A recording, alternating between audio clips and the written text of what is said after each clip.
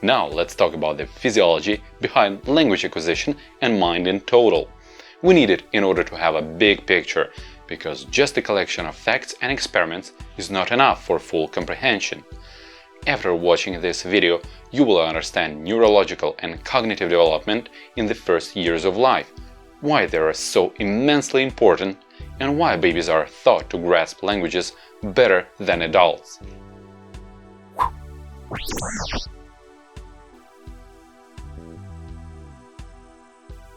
So the basic unit of any brain is a neuron, a nerve cell that has numerous connections to other neurons. The connections are called synapses. At birth, baby's brain has already got about all of the neurons it will ever have, but very few synapses. However, they are formed at a faster rate during first 3 years of life than at any other time. But the brain creates more than it needs. At the age of 2, the brain has up to twice as many synapses as it will have in adulthood. These surplus connections are gradually eliminated throughout childhood and adolescence. In layman terms, the synapses and their map is knowledge. Every time we learn something, new synaptic connections are established. The more we learn, the better and more efficient those connections are. Then, why do we have more connections at the age of 3 than in adulthood? Don't we learn more every year? Don't be confused. The more doesn't mean the better. There is a reason those surplus connections are trimmed. The aim is efficiency, and too many connections are a burden. As if you built a city, and every neighborhood would have too many roads riddled with crossroads and traffic lights. A child's senses report to the brain about the environment, and this input stimulates neural activity. Speech sounds stimulate activity in language-related brain regions.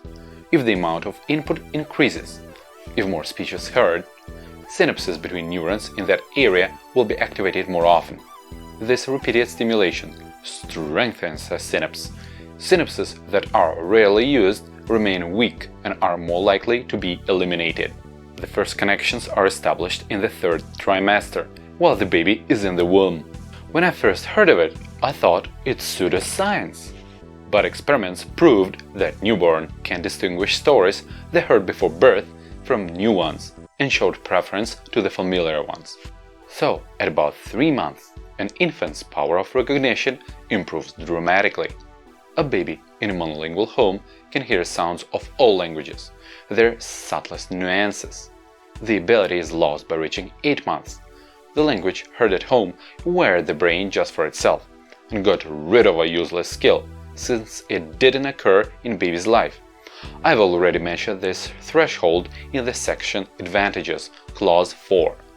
All the other languages learned later will function differently in the brain, therefore achieving accent-free speech becomes a very hard task.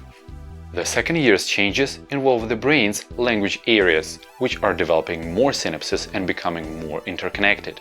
These changes lead to a spike in language abilities and vocabulary volume. Often, a child's vocabulary will quadruple between his or her first and second birthdays. Synaptic density in the brain probably reaches its peak during the 3rd year, up to 200% of its adult level. As a result, complex cognitive abilities are being improved and consolidated. At this stage, for example, children are better able to use the past to interpret present events. They also have more cognitive flexibility and a better understanding of cause and effect.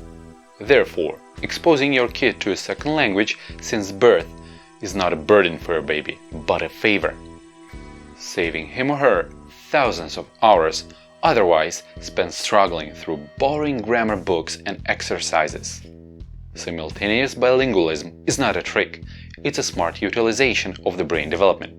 Having all the language input before the age of 3, taking advantage of immense power of baby brain, he or she will thank you later for sure. Now we're finished with the theory. The next video is a step-by-step guide to raising a bilingual kid. As usual, for like-minded skeptics, I've prepared a more detailed article with all the sources. Link is in the description below. Subscribe to our mailing list and stay tuned.